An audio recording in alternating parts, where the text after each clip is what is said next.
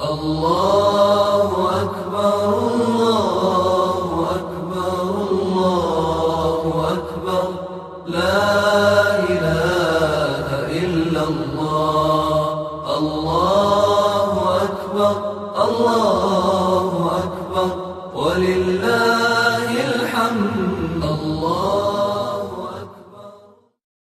Bismillahirrahmanirrahim. Assalamualaikum warahmatullahi wabarakatuh. Hamdan syukran lillah, salatan wa salaman ala Rasulillah sallallahu alaihi wasallam.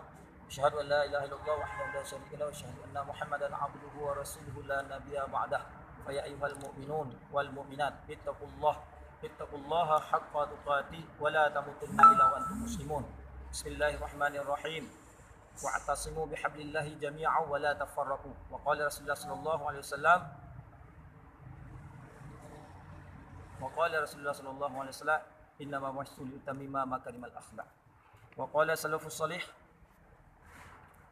تعلموا حلم قبل العلم صدق الله العظيم وصدق رسوله النبي الكريم ونحن على ذلك من الشاهدين والشاكرين والحمد لله رب العالمين.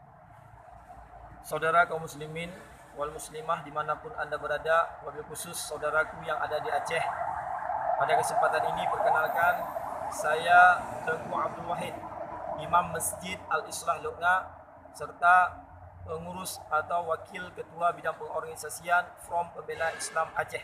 Pada kesempatan ini kami menghimbaukan kepada masyarakat, wabil khusus masyarakat Aceh, agar yang pertama berhati-hati terhadap segala bentuk informasi, wajib ditabayunkan.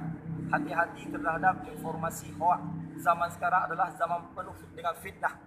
Maka tabayunlah semua informasi yang masuk kepada kita, baik melalui media surat kabar ataupun media HP atau SMS-an, WA dan sebagainya.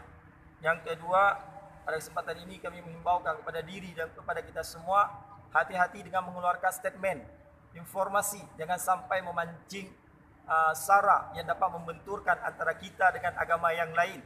Musuh kita adalah bukan agama non-muslim, tapi musuh kita orang-orang yang mengerong-ngerong daripada setiap keadilan yang sedang ditegakkan di Indonesia.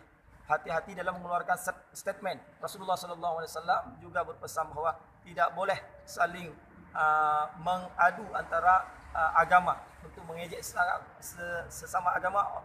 Rasulullah adalah sangat melarang.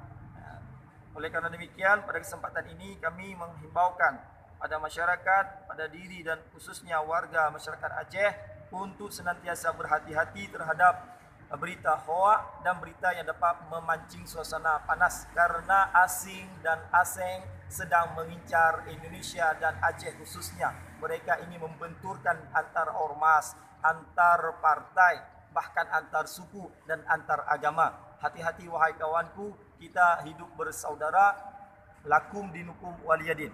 Dan terakhir, kami sangat mendukung gerakan dan program Polri, Polisi Republik Indonesia, dimanapun antum berada, wabil khusus kawan-kawan kami yang ada di Aceh, tetap bersabar, istiqamah dan ikhlas dalam bekerja untuk menegakkan keadilan, karena keadilan ini adalah yang diperintahkan oleh agama, diperintahkan oleh Allah dan baginda Rasulullah sallallahu alaihi wasallam. Insya-Allah kami Front Pembela Islam dan pribadi saya siap memperjuangkan keadilan, untuk memperjuangkan Islam wabil khususnya sampai titik darah yang terakhir. Mungkin demikian yang bisa kami sampaikan pada kesempatan ini. Terima kasih atas segala perhatian. Mohon maaf atas segala kekurangan. Wabillahi taufiq wal hidayah. Wassalamualaikum warahmatullahi wabarakatuh.